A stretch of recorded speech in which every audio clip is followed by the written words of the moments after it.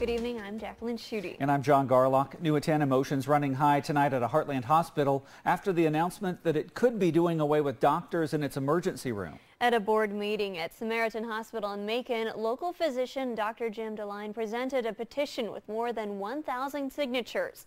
He wanted to show hospital officials that he and the community do not support the idea of having an emergency room staffed by only nurse practitioners and one off-site doctor.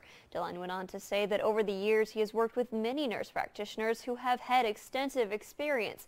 However, he feels that in a rural area like Macon, many of the nurse practitioners hired would be recent graduates not ready to be on their own without on-site supervision from a doctor. I do not feel that nurse practitioners independently are the same as doctors. If they are, we should stop training doctors and just train physician's assistants and nurse practitioners. NPs are advanced practice registered nurses educated and trained to provide health promotion and maintenance through the diagnosis and treatment of acute and chronic illnesses.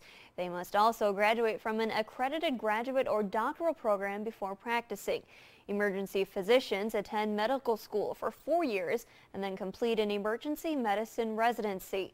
Despite much concern from DeLine in the community, Macon Samaritan CEO Bernard Orman told KTVO he believes the petition was a bit premature. After a poor financial year in 2016, the hospital board began the task of working to cut costs to make up lost revenue. He says the potential staffing change to the ER is just one of many options the hospital is exploring. According to board's newsletter, the hospital department managers were recently asked to reduce department expenses by 5%. He adds that those in the Macon area should not be concerned about the treatment provided at Samaritan Hospital.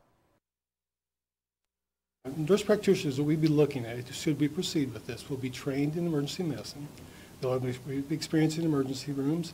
They'll also be ATLS, which is Advanced Trauma Life Support trained. They'll be PALS, which is Pediatric Life Support trained, and ACLS, which is Advanced Cardiac Life Support trained. The board will now review all feedback and information generated from tonight's meeting before making a decision about the future of the emergency room.